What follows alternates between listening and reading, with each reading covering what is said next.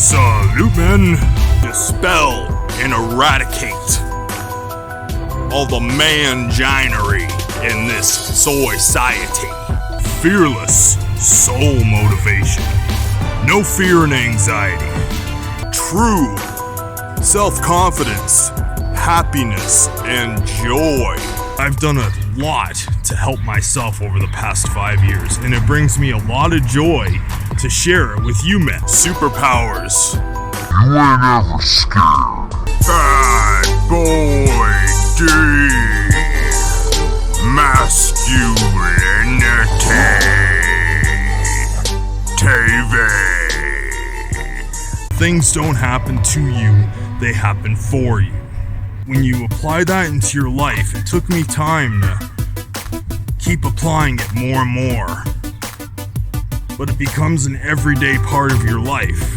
You think everything like this happened for me. If it's a bad circumstance, you put a good, positive spin on it, because you know it's for your ultimate betterment. Self-confidence comes from keeping promises and making good, productive promises to yourself. Because right now, I think people are realizing more and more that freedom is just an illusion, that they can put us on lockdown like that, but not us, because we're fearless, masculine men that weight train and have our bodies right, that can defend ourselves and that can survive in bad circumstances if we have to.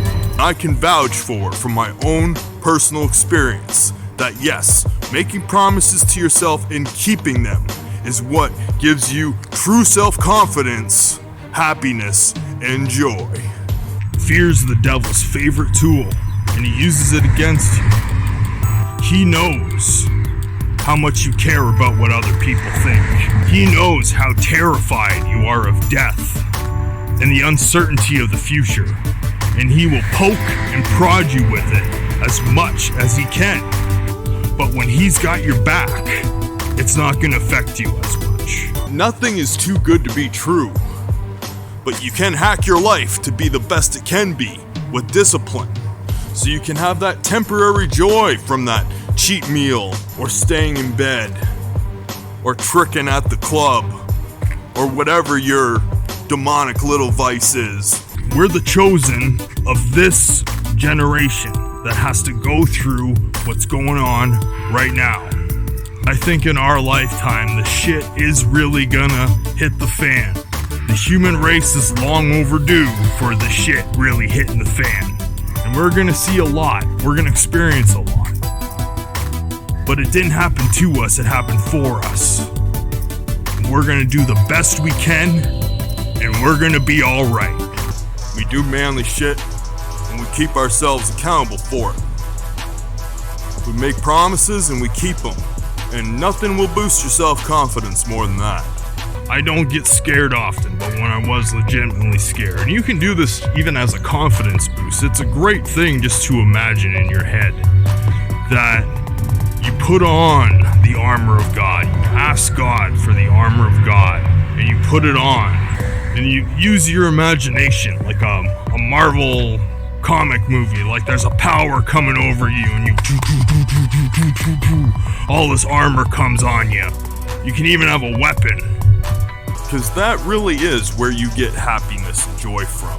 It isn't from getting to the mountaintop. Sure, it definitely feels good getting to the mountaintop. You're gonna get a rush of dopamine when you get there. But the climb, the anticipation is where you get the joy.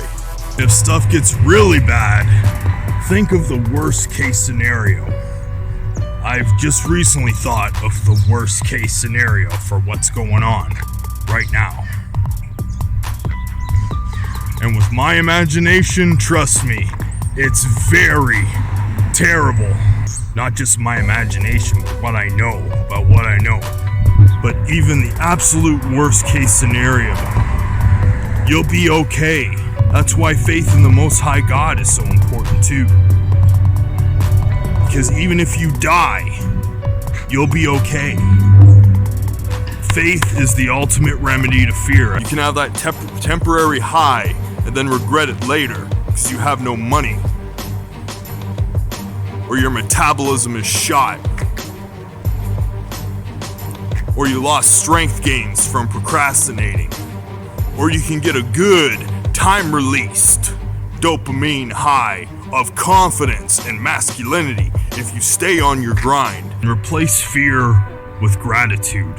When you're thankful for everything you have, there's no room for fear. You have everything you require. Most of us have everything we require right now. It's good to have aspirations and want more things because it gives you drive and purpose. But also want what you have. Be content with what you have and be very, very thankful for it. Because it definitely helps with having a more positive mind frame. And the more positive mind frame we have, the less room there is for fear, woes, and anxiety. Don't be one of the entitled little soy boys in this society that don't keep themselves accountable. They're entitled little shits. We're men. And if you do have fear and anxiety, cast your fear and anxiety to God. The Most High Father wants you to talk to him. Well, I think it was Tracy Morgan that said, he's a pretty simple guy, but in this case he said, true happiness comes from looking forward to something. And it's so true. I know it's easier said than done, especially right now, but be aware of your thoughts. Be aware of when you get stressed and try to keep stress to a minimum. There are stress coping techniques, like changing your frame of mind in that instant and deep breathing, but identify the stress and minimize it. Be aware of little stress microdoses that happen throughout the day and minimize them as much as possible. Because you hear a lot about avoiding stress, but you don't hear remedies. Ultimately, it's in your mind, it's in your frame of mind. Controlling your thoughts is the ultimate remedy to stress. If doing shit is your metric for success, then merely doing it is a victory and it pushes you forward.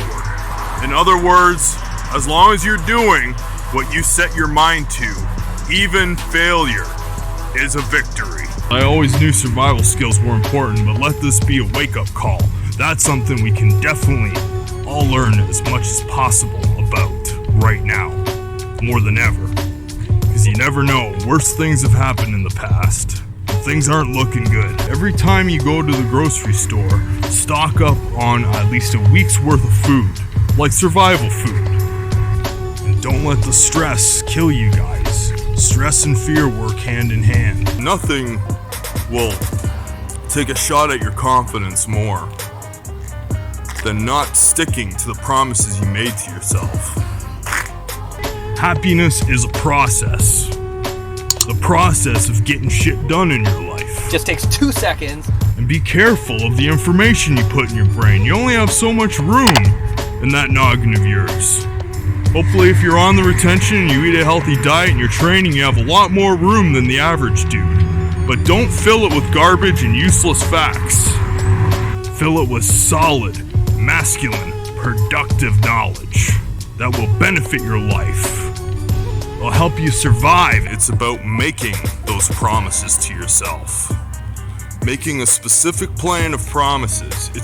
I'm a huge fan of making plans because it's something you can adhere to. You can type it out, put it on paper, put it in your head. And most of you guys know the term, you are the prize. You gotta treat yourself like it. It's gotta be a part of your everyday mentality that I am the prize. And part of being the prize is being fearless and content being alone and not letting the anxieties creep into your head. People who have, say, specific cheat days, don't feel bad about those specific cheat days because it's a promise they made to themselves. They enjoy it so much more because they specifically allocated that cheat day as a part of their plan and self-improvement protocol. So when cheat day comes, it's an amazing thing for them. BBD don't do no cheat days, but that's literally some food for thought. You're never lonely when you enjoy your own company and you love yourself. You should be disappointed in yourself. You should be ashamed of yourself if you break your promises. And it's a good way to keep yourself accountable and keep yourself in line. To not fucking do it. I know some of the people that watch this channel aren't 100% no fap or semen retention, but that's my favorite benefit of semen retention. It makes you fearless. And you definitely have less anxiety when you practice it. He has like the record for the most chin-ups ever done. Pull-ups or whatever, and he swims in Siberian rivers and wrestles tigers and... Come on, man! I do the most chin-ups in the world. I wake up at 3 a.m. and go to bed at 8. You can't ride your bike to the gym, man. Say we won't be able to get it anymore. Our substance of choice, which is a possibility. You won't have that fear and anxiety because it won't bother you, because it's out of your life. It's not even an option, so who cares? If you blow trees, it's not the end of the world, but it's something to consider, getting rid of in your life.